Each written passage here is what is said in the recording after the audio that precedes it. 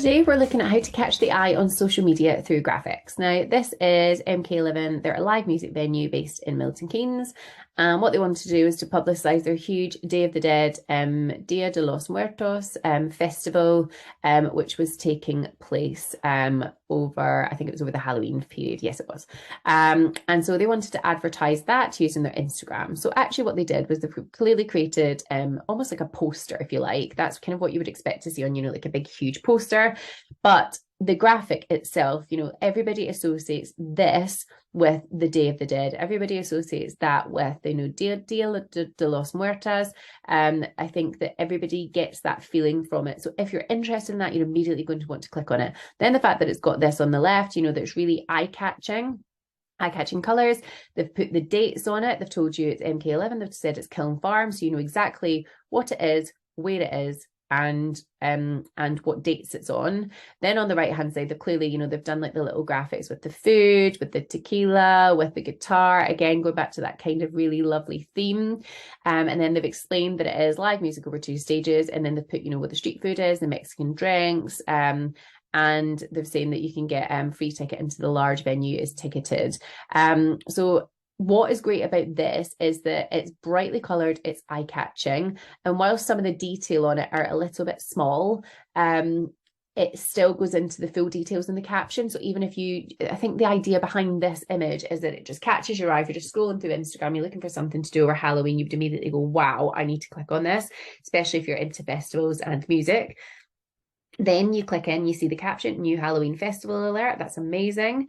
And then you go into the details of exactly what's happening. It's saying, that where it is and what's happening and how. They've got the emojis. They've made it into like really easy, like sort of like little bite-sized chunks, if you like, so that I can read it really easily. They put all the opening hours. They're saying that even dogs can come if they're on a lead, saying children welcome to 6 each day. So, you literally know what's happening, where it's happening, how it's happening, what time you can go. You've got all the information there, but it was the image that's going to drive you to that, because that's the whole thing with Instagram. So with the caption, it means that I don't have to run around looking for more information. It's all there. But to be honest, they've got as much as I would need to get from a graphic on the graphic. So if I was MK11, I'd want to make sure that my social media was actually working for me. So what I would do is I would go onto the Maybe platform, and I would go to my insight summary on the listening section of Maybe. Now, what this is where you can have, it's almost the reporting, if you like. This is where you can start to really truly measure what's working for you and what isn't in terms of your social media efforts. So in here, you can go in and you can go into a full report. But what you can also do is you can go in and you can just look at, I guess what we would call, like the kind of insight summary, if you like, as you can see here. And when you do, you go in and you would click on, so this would be MK11 here. So I would just click on me, which is my conversation.